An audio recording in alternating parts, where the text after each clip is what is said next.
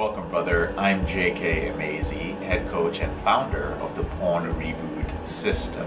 You can learn more about us by visiting elevatedrecovery.org. And if you are not a subscriber, but you are serious about ending your out-of-control behavior with pornography, sex, or masturbation, then go ahead and subscribe. Make sure that you click on the little bell icon so that you receive notifications each time I release a video, and I release videos 4 times a week. Let's get into the question for today. I often receive questions from my clients asking me how they can convince their therapist that porn addiction is a real thing, or how they can convince them that they have a problem with pornography. And before I do that, I want to make one thing clear. Some men feel that what I do as a reboot coach is the same thing as what a therapist who helps men with sexually compulsive disorders would do. That is not necessarily the case.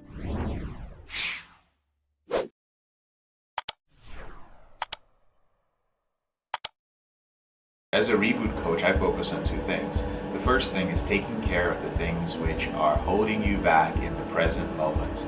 Those roadblocks, solving your problems that affect you now, and helping you create a clear plan for the future where pornography and masturbation are no longer affecting your life. A therapist, on the other hand, usually deals with some of your past issues. These may be issues that have to do with abuse, they may have to do with abandonment, they may be attachment-related issues like whatever it was that causes you to feel a deep need for loneliness or a deep need for intimacy.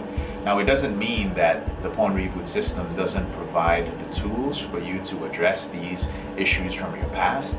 It's just that therapists are uniquely trained to handle this aspect of your life. But even though that is the case and that is what they do, there are many situations where men end up speaking to their therapists, and their therapist either tells them that they're making a really big deal out of this whole pornography and masturbation thing, or their therapist tells them that masturbation is not a big deal, right? And viewing pornography is healthy. Or in some of the worst case scenarios, their therapist actually laughs at them. Yes, I've had clients over the years who came to me scarred, emotionally scarred, because the first time they told the therapist about their problem, and this is a problem, as you know already, it comes with a lot of shame. It's very, very difficult to talk about this because of the type of pornography we've watched, because of the impact it has on our self-esteem. Many of us loathe and hate ourselves, and sometimes we can barely live with ourselves because of our behavior. So when somebody opens up in what he considers to be a safe space and talks to a therapist, and that therapist laughs and they're like, what? Porn is a problem for you? This can have a devastating effect on that person. And I've had some men who just closed up for years until they came across my videos on my podcast and got to a point where they decided that they were going to speak to me. It's an unfortunate situation. I'm just going to answer the question first of all before I run my mouth. How do I convince my therapist that I have a problem with porn addiction? Or how do I convince my therapist that porn addiction exists? You don't. Don't do it. Don't even spend your time doing it. Don't waste your time doing it. Here are the reasons why. The first reason is because many therapists are not educated about pornography addiction. They studied some modality which is relevant to what they do as therapists, but many of them have not continued with the education. They haven't kept up with the latest research. They haven't been to conferences to find out what is happening.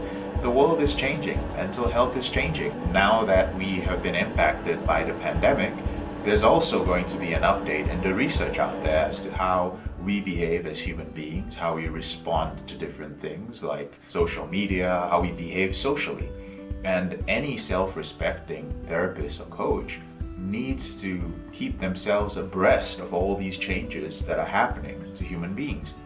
Well, the truth is many therapists just aren't. They just don't do that for the same reasons that most human beings just don't. They procrastinate.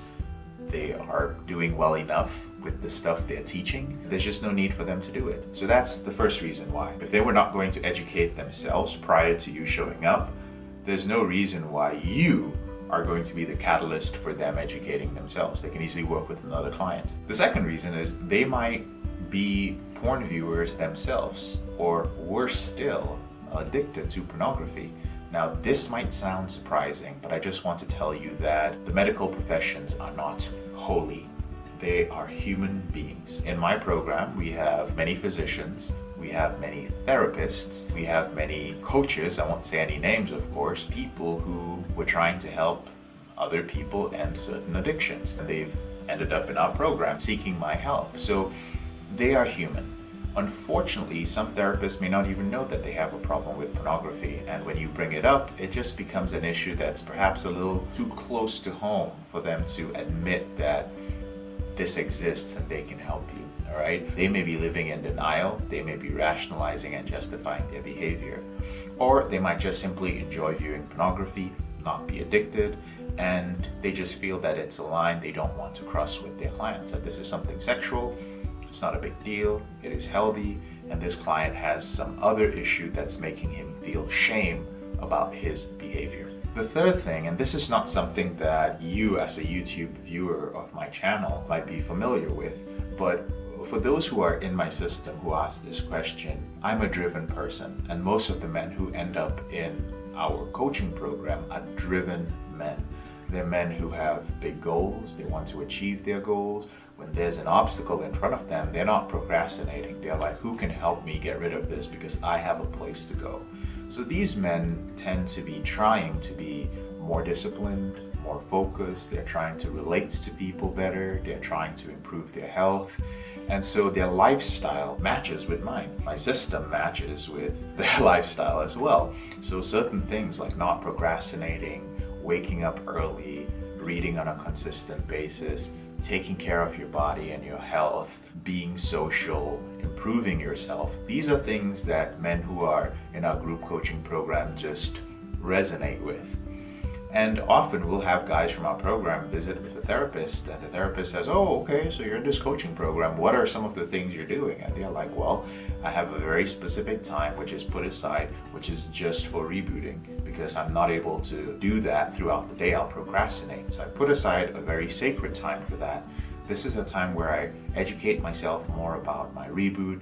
This is where I use the different strategies. This is where I practice using my tools. This is where I journal. This is where I reflect on my slips. This is where I update myself on my progress.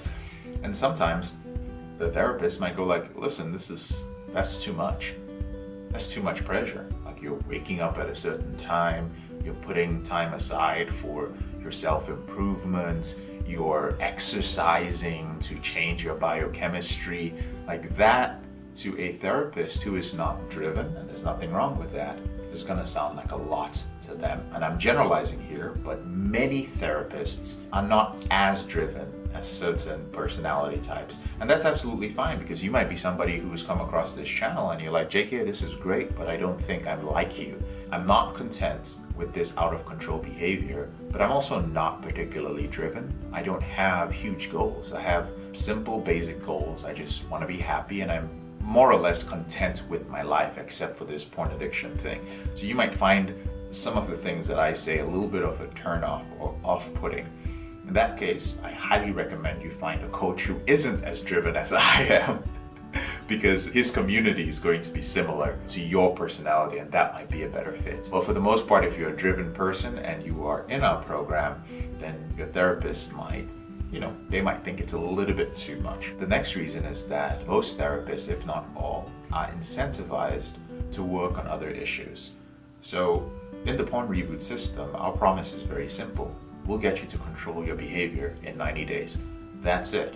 If you want to rewire your brain using our system, it's going to take 1.5 to 2 years. And you don't need to work with us during that time period. Some people still do, but most guys come in 90 days, learn how to control their behavior, and they're off on their merry way to live their lives using our system until their brain rewires.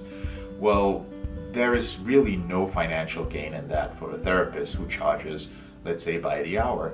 So if they're going to be working on some sort of root cause, and they're going to be diving deep into your problem to find out what it was that happened to you that made you addicted to pornography in the first place, or addicted to sex, then that means you're going to be visiting with them for a rather long time.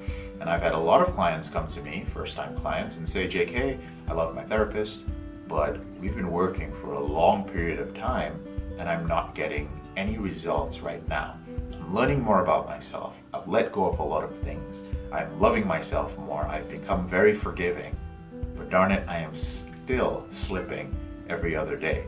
I just tell them, like, yeah, that sounds like a therapist is doing a great job at helping you find out what your root cause is, but a coach is going to help you with what you are dealing with right now that's interfering in your life. So just be aware of what therapists are incentivized to do. The final thing I want to say when it comes to answering this question, if you are facing this dilemma, is that if your therapist is doing a good job, if you are comfortable with your therapist, if you are experiencing progress with your therapist, I don't recommend that you stop seeing your therapist. I think you should keep seeing your therapist, but I don't think you should go out of your way to try to convince your therapist that you have a problem with porn addiction. If they don't believe that it exists, chances are they are not qualified to help you end your out of control behavior with pornography.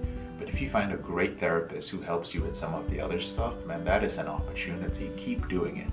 But my suggestion is that while you're working on all those things from the past, which are very helpful, start working at the same time on your behavior as it affects you and as it impacts you right now. If it's affecting your career, your focus, your happiness, your relationship, start working on it right now. You do not need to wait. You can do both of them together. And don't fall for that falsehood that if you find out whatever the root cause is, your behavior right now is going to stop. That is not how it works. Your brain has been rewired to view pornography.